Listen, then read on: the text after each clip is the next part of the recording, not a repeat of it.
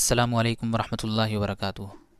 محترم حضرات اور دوستو، بات چل رہی تھی قلعے میں جو سازشیں ہوئیں اس کی، اور بہادر شاہ ظفر کے خلاف کس کس طرح کی سازشیں رچی گئیں اس کے بارے میں ہم پڑھ رہے تھے۔ ہمارا آج کا عنوان ہے شہزادوں کی شہادت، یعنی ابھی بھی بات وہی چل رہی ہے۔ قلعے میں جس طرح کی سازشیں رچی گئی تھیں اسی کے بارے میں ابھی بھی بات چل رہی ہے۔ شہزادوں کی شہادت۔ بادشاہ کو گرفتار کر لینے کے بعد اب ہڈسن نے مرزا مغل، مرزا خضر سلطان اور مرزا ابو بکر کو گرفتار کیا۔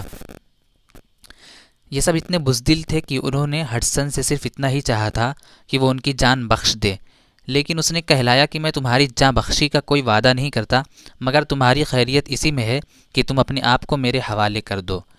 لیکن ملک میں اگر غدر نہ ہو گیا ہوتا تو انہیں کیوں مرنا پڑتا؟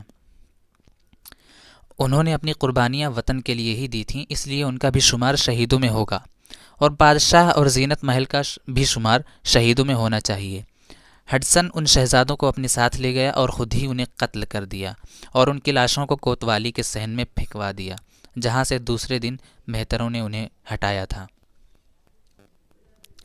بادشاہ ظفر پر بغاوت کا مقدمہ۔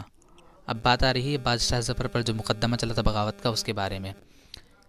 بادشاہ پر مقدمہ چلانے کے لیے ایک فوجی کمیشن مقرر کیا گیا۔ مقدمہ کی سنوائی 27 جنوری 1858 عیسوی سے شروع ہوئی اور 9 مارچ 1858 عیسوی کو ختم ہوئی تھی۔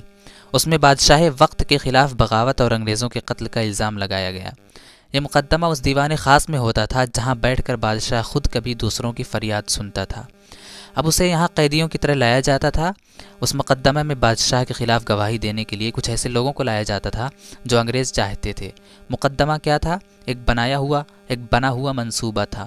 بادشاہ نے اپنے دفاع میں وہی سب کہا جو الہی بخش اور رجب علی نے اس سے کہلوایا تھا، مگر اس بیان کو تسلیم نہیں کیا گیا اور انہیں قصوروار ٹھہرایا گیا۔ بادشاہ کو زینت محل، جمع بخت اور عباس شاہ کے ساتھ برما کے لیے جیلا وطن کر دیا گیا۔ رنگون یعنی برما میں 7 نومبر 1862 عیسوی کو 87 سال کی عمر میں بادشاہ کا انتقال ہو گیا۔ بادشاہ بہادر شاہ ظفر اپنے وطن کے لیے شہید ہوئے، لیکن اپنی شاعری میں ہمیشہ زندہ رہیں گے۔ مندرجہ ذیل غزل سے عیاں ہو جائے گا کہ باقی زندگی ان کی کتنی قسم پرسی میں گزری تھی۔ بہادر شاہ ظفر کی ایک غزل پیش کی ہے مصنف نے، ہمارے مؤلف کتاب نے، وہ غزل حاضر ہے۔ نہ کسی کی آنکھ کا نور ہوں، نہ کسی کے دل کا قرار ہوں، نہ کسی کی آنکھ کا نور ہوں، نہ کسی کے دل کا قرار ہوں، جو کسی کے کام نہ آ سکے میں وہ ایک مشت غبار ہوں۔ نہ دوائے درد جگر ہوں میں، نہ کسی کی میٹھی نظر ہوں میں، نہ دوائے درد جگر ہوں میں، نہ کسی کی میٹھی نظر ہوں میں، نہ ادھر ہوں میں نہ ادھر ہوں میں، نہ شکیب ہوں نہ قرار ہوں۔ میں نہیں ہوں نغمے جاں فضا، مجھے سن کے کوئی کرے گا کیا۔ اس کے آگے کا جو مصرع تھا وہ افسوس کی بات ہے کہ یہاں حذف کیا گیا ہے، یہاں پہ ہے ہی نہیں، درج ہی نہیں ہے۔ اگلا شعر ہے، میرا بخت مجھ سے بچھڑ گیا، میرا رنگ روپ بگڑ گیا، میرا بخت مجھ سے بچھڑ گیا، میرا رنگ روپ بگڑ گیا، جو چمن خزاں سے اجڑ گیا، میں اسی کی فصل بہار ہوں۔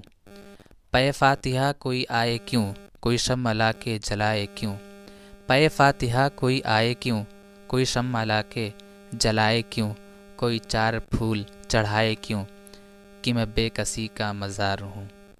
اس کے بعد پھر اگلے شعر کا پہلا مصرع درج نہیں ہے۔